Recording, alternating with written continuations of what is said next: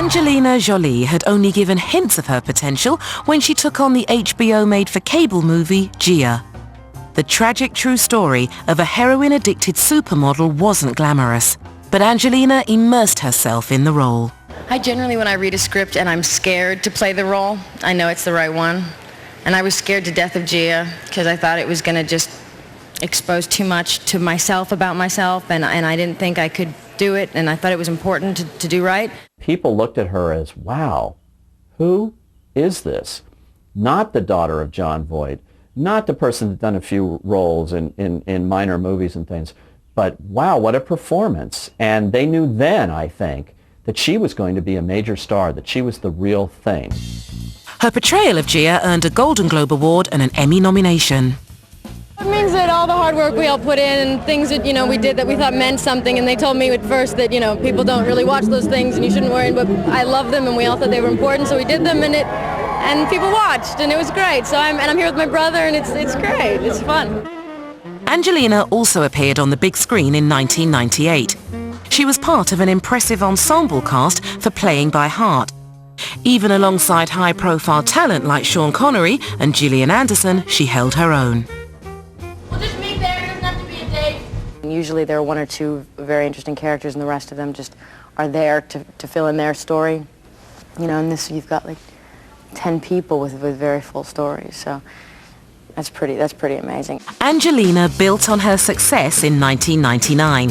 Her first film that year was Pushing Tin, a comedy about a rivalry between two air traffic controllers.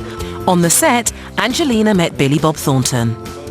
I think she has even said that she's very emotional, and that's just the place that it's easy for her to fall in love. She's very vulnerable when she makes a movie, plays a character. And Billy Bob was just such an exotic creature to her, which, she is herself. So I think he really appealed to her, and they just connected. Pushing Tin also co-stars Oscar nominee Cate Blanchett and John Cusack. Angelina would describe this as one of the happiest sets she'd ever worked on. Occasionally you get on those films that are just heaven, and everybody on this is just, Cate Blanchett is just funny and brilliant and so nice to be around, and, it's nice to have a girl we get along, and it's nice, and John Cusack is just, he's so wild, and yet he's so just sincere, and he's such a great person. Next, Angelina teamed up with Denzel Washington for The Bone Collector. It's always good to act opposite actors, like him. And so I think that he brought a lot to the table for her, and brought her game up in that picture too. Washington plays a quadriplegic forensic expert who comes out of retirement to help a street cop, Angelina Jolie. The underlying love story was just one of the elements that drew Angelina to the project. There were a lot of things. One, it was just one of the first scripts in a long time that I couldn't put down. When I read it, I was really into it. And I wanted to know what was going to happen next, and I thought that was, I liked it. And I couldn't forget it. And it scared me to death in my apartment by myself when I read it. The Bone Collector gave Angelina box office clout. Her next film would give her something even better. Girl Interrupted had been in development for 6 years, but when Winona Ryder signed on, it quickly went into production. With the starring role cast, the producers concentrated on finding an actress for the supporting role of Lisa. Every actress wanted that role, of a certain age, wanted that role that she had in that film. And I think they picked her because she has this dangerous quality. They knew it would work.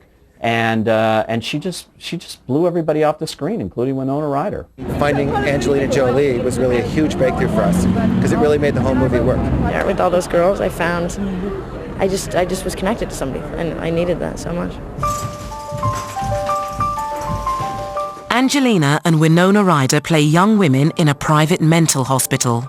I'd read the book 5 years before, and I underlined everything that had to do with my character, and I loved Lisa. There was something in what she needed to say and what she was missing that I needed. Angelina's performance earned her an Oscar for Best Supporting Actress. My dad came in and just said he was proud of me, and he thought I was a good actress. And to hear that from your father, I know it's for him to think I'm a good actress is kind of a big deal to me. So I was That was all I needed. And he loved me, and that's all that mattered. Angelina's dad, John Voight, had won an Oscar for Coming Home when she was 2. I've never actually held an Oscar before. It's quite amazing. No, never saw his Oscar? My dad's mother had his in a goldfish bowl or something on the mantelpiece in New York, and it was like way up in something, and I've never held it. You know, you grow up with it, you just kind of figure it's the strange thing in Grandma's house. Angelina's next movie choice was a surprise, the car theft adventure, Gone in 60 Seconds, produced by action guru Jerry Bruckheimer. There's something very clean about his films. They're not offensive. They're the good guys against the bad guys, and the team coming together, you know, and love and brothers and all that. So they're really nice messages in his films. The script for Gone in 60 Seconds found its way to Angelina while she was working on Girl Interrupted. I read it while I was in the mental institution. And the first page was a list of 60 cars and 60 women's names.